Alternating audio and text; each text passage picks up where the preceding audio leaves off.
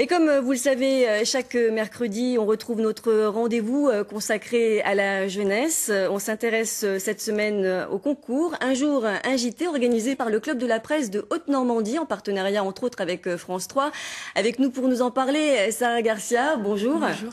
Alors vous êtes élève en classe de première ES au lycée Saint-Saëns à Rouen.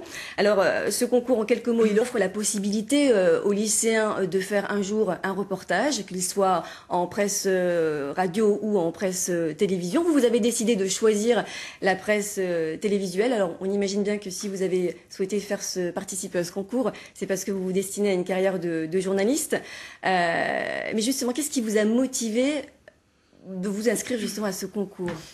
Ce qui nous a motivés, c'est que c'est un très beau métier qui reflète le monde et qui parle de l'actualité. Donc c'est une vocation, le journalisme. C'est donner l'information aux personnes, c'est offrir l'information. Et voilà, c'est ce qui nous a plu et on voulait découvrir ce métier. Alors vous étiez deux avec Flaviana Villela à faire ce reportage, une de vos camarades de classe, hein, je crois, et vous avez décidé de vous intéresser, on va dire, à la nouveauté, à ces nouvelles rames du métro qui sont en train d'être testées sur l'agglomération. Pourquoi avoir fait ce choix, justement ? Parce que ces nouvelles rames représentent l'avenir rouennais. C'est un changement, c'est une ouverture vers un désengorgement du centre-ville.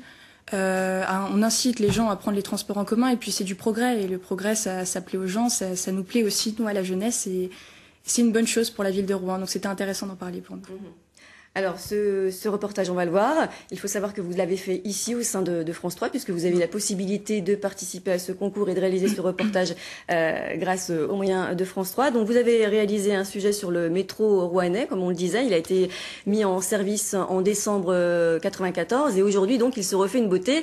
De nouvelles rames plus spacieuses sont en test actuellement dans l'agglomération. Reportage, donc, de Sarah Garcia, Flaviana Villela da Silva et Jean-Noël Loquet.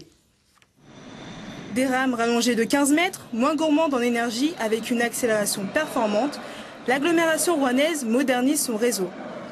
Un projet qui vise à changer les habitudes des usagers. Des personnes qui aujourd'hui prennent leur voiture parce qu'il n'y a pas de place dans le métro prendront plutôt le métro, donc ça fait moins de voitures. On pourra aussi sans doute limiter certaines lignes de bus qu'on avait mis un peu en parallèle du tramway, donc faire une économie de ce côté-là.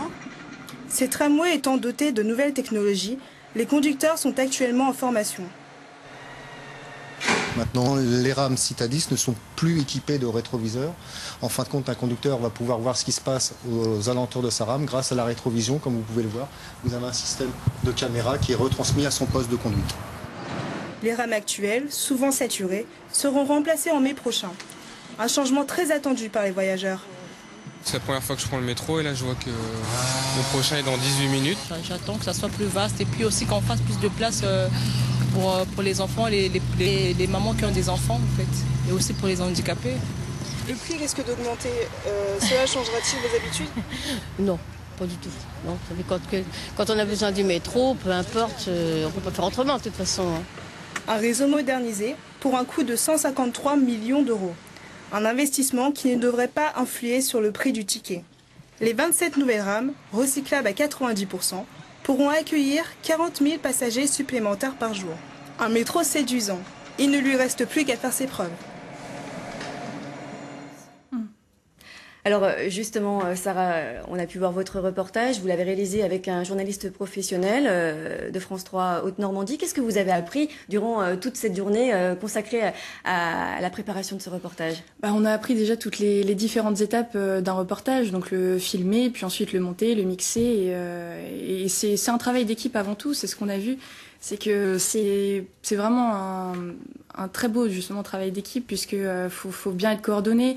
C'est aussi beaucoup de relationnel, de social puisqu'il faut bien parler à tout le monde, il faut avoir les bonnes infos, il faut réussir à synthétiser aussi. Donc c'est parfois frustrant, mais c'est parfois difficile aussi, mais ça reste une très belle expérience en tout cas. Est-ce que ça vous a donné encore envie d'être journaliste et pourquoi pas journaliste en télé et non pas en presse écrite comme vous souhaitiez peut-être le faire au départ ?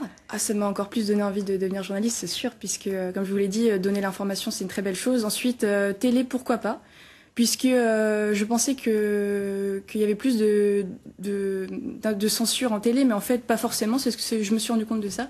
Et donc, pourquoi pas la télé? Enfin, déjà, le but, ce serait de devenir journaliste et ensuite on verra. Ce sera que du bonheur. Donc, En tout cas, on vous souhaite une bonne continuation dans ce projet de devenir un jour journaliste. Sachez que les personnes professionnelles ici qui vous ont encadré ont beaucoup apprécié votre travail et ont fait savoir que vous avez de grandes dispositions pour faire une belle carrière dans le journalisme. Sachez-le. Votre reportage, justement, comme celui des autres participants, hein, vous étiez au total 8 équipes à participer à ce concours. Eh bien, sachez que si vous souhaitez voir le travail de ces jeunes journalistes en herbe, l'ensemble de ce travail sera diffusé au cinéma Omnia République à Rouen ce vendredi 23 mars et ce à partir de 18h.